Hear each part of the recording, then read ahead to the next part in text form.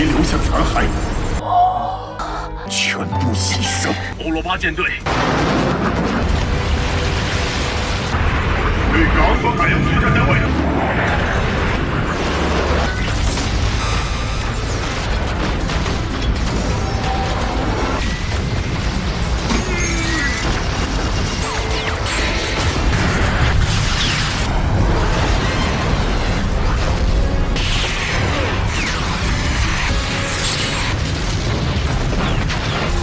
最大功率，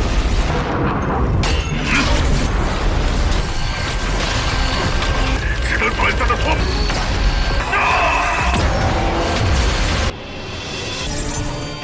就让我们和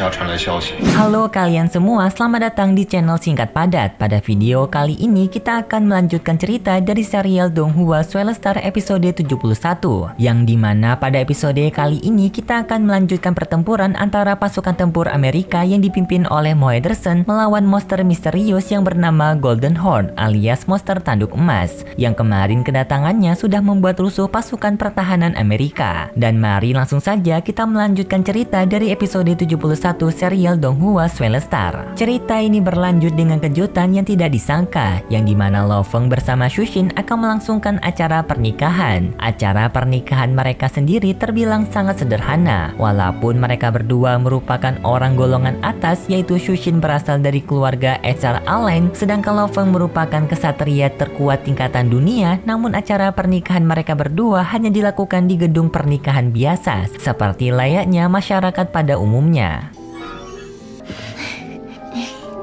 Setelah mereka berdua resmi menjadi suami istri, Lo Feng memberikan Shushin sebuah kalung yang Lo Feng dapatkan di reruntuhan kuno. Kalung tersebut bernama kalung cinta sejati.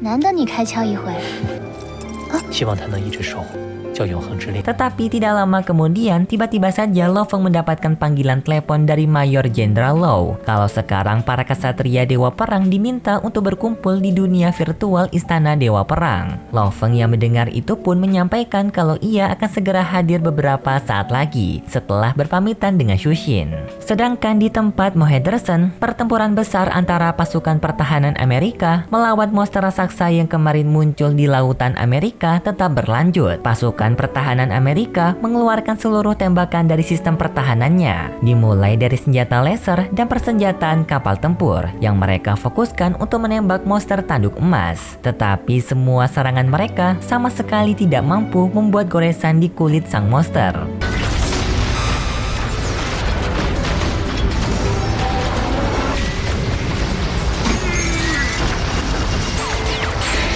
Sedangkan Moe Henderson sedang sibuk membantu menyelamatkan pasukannya. Tidak lama kemudian, Moe Henderson mendapatkan panggilan dari pasukan HR Allen negara Eropa yang diwakilkan oleh Ethan. Kedatangan mereka adalah untuk memberikan bantuan tenaga tempur dengan jumlah armada kapal yang sangat banyak.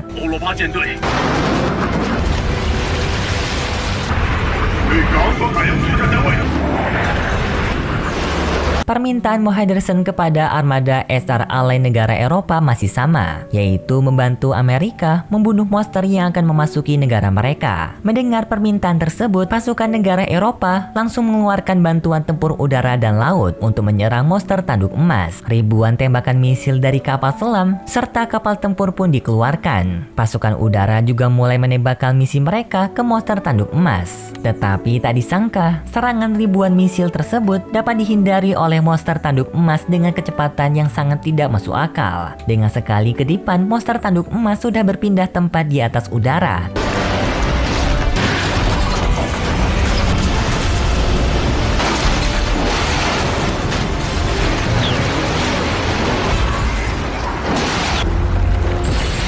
Tetapi untungnya, misil-misil tersebut juga dapat bermanuver dengan sangat cepat mengarah ke monster tanduk emas, yang membuat monster tanduk emas tidak akan bisa mudah kabur dari serangan misil mereka. Tetapi tak disangka, monster tanduk emas memiliki kepintaran yang sangat cerdas. Ia terbang ke udara dan membuat pola terbang berbentuk seperti angka 8, yang membuat ribuan misil tersebut mengenai satu sama lain dan meledak di atas udara tanpa mengenai monster tanduk emas.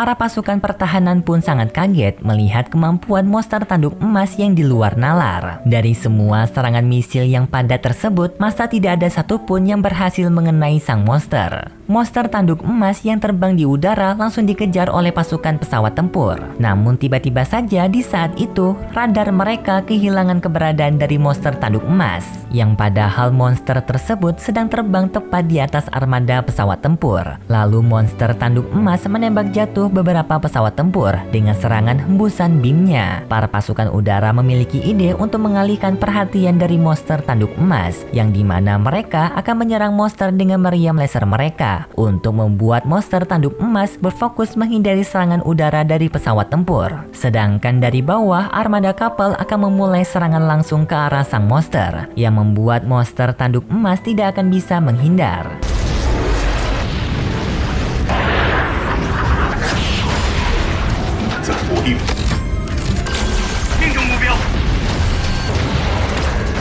Tetapi tak disangka serangan meriam laser mereka yang biasanya dapat membunuh monster dengan mudah tidak berhasil membunuh monster tanduk emas. Terlebih lagi monster tanduk emas terlihat tidak memiliki luka sedikit pun. Yang lalu monster tanduk emas menyerang kembali pasukan pesawat tempur, membuat salah satu dari pesawat mereka hancur. Mohedersen yang melihat daya tahan dari monster tersebut masih belum menyerah. Ia meminta kepada seluruh pasukannya untuk mengatur kekuatan dari senjata meriam laser ke level yang paling tinggi agar monster tersebut tidak dapat menahan serangan laser mereka. Seketika semua senjata laser langsung diisikan dengan tenaga maksimal, dan juga Mohedersen meminta kepada Ethan untuk memimpin pasukan udara sebagai umpan pengalihan perhatian. Ethan pun menuruti perintah dari Mohedersen dan rencana penembakan laser yang kedua pun dimulai. Ditambah lagi Mohedersen langsung turun tangan mengikuti pertempuran dengan menggunakan senjata meriam esnya. Mohedersen mencoba membekukan sang monster, walaupun Mohedersen tidak yakin jika tembakannya akan bisa menahan pergerakan dari monster tanduk emas. Tetapi Mohedersen tetap mencobanya. Tak disangka meriam es dari Mohedersen berhasil menutupi seluruh tubuh dari sang monster. Namun Mohedersen sadar jika esnya tidak akan bisa menahan pergerakan monster dengan waktu yang lama. Namun hal ini akan dapat memberikan kesempatan kepada seluruh pasukan meriam untuk menembakkan meriam laser mereka dengan akurasi ketepatan 100%. Pasukan meriam pun secara bersamaan langsung menembakkan laser pembunuh monster mereka ke arah monster tanduk emas. Seluruh serangan laser yang ditembakkan dari setiap bagian berhasil mengenai monster tanduk emas.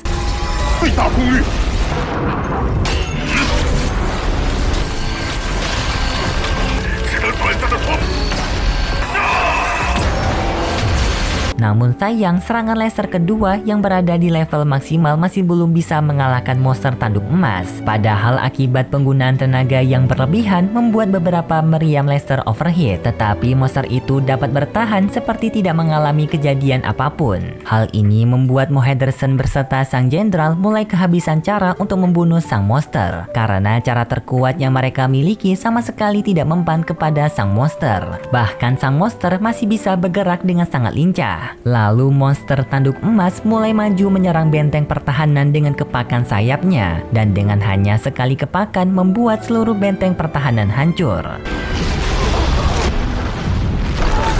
Berpindah di tempat virtual Istana Dewa Perang, para kesatria Dewa Perang mulai berkumpul memasuki ruangan rapat, termasuk Lo Feng yang baru saja sampai. Di sana Lo Feng melihat adanya seorang pejuang dari Eropa yang jarang sekali bisa Lo Feng lihat, dan pejuang itu bernama Actin. Namun Lo Feng menyadari jika pejuang tersebut sangatlah kuat dengan memiliki peringkat nomor 2 terkuat di negara Eropa setelah Esther. Tidak lama kemudian Mohedersen dengan keadaan yang terluka serta kecapean sehabis melawan monster tanduk emas juga ikut menghadiri rapat kali ini. Kemudian setelah semua pejuang berkumpul, rapat mereka pun dimulai dengan dibuka oleh pemimpin Hong serta Dewa Petir, yang untuk pertama kalinya kita diperlihatkan Dewa Petir serta pemimpin Hong menggunakan baju zirah. Ya, bentuknya keren banget.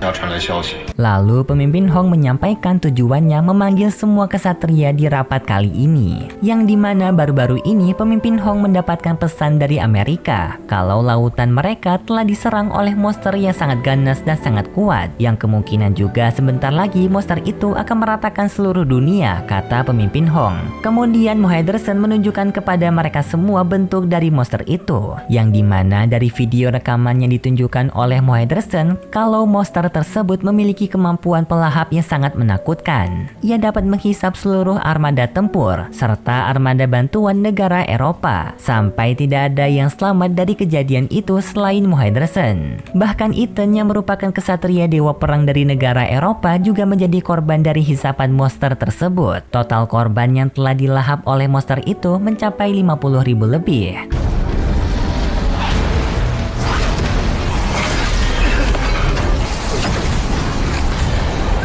我没留下残骸，全部牺牲。 Hal ini membuat Mo Henderson sangat bersedih serta merasa bersalah karena sebagai salah satu dari 10 besar kesatria terkuat di dunia namun tidak mampu melindungi mereka semua. Lo Feng yang mendengar itu pun juga ikut terbawa emosi terhadap sang monster. Dan setelah itu pun cerita dari serial Donghua Swellstar episode 71 bersambung. Seperti biasa kita akan melanjutkan lagi cerita dari episode selanjutnya di minggu depan hari Rabu. Terima kasih buat kalian semua yang sudah menonton video ini sampai akhir. Jika kalian suka dengan video kali ini, bisa beri like serta subscribe dan sampai jumpa di video selanjutnya. See ya!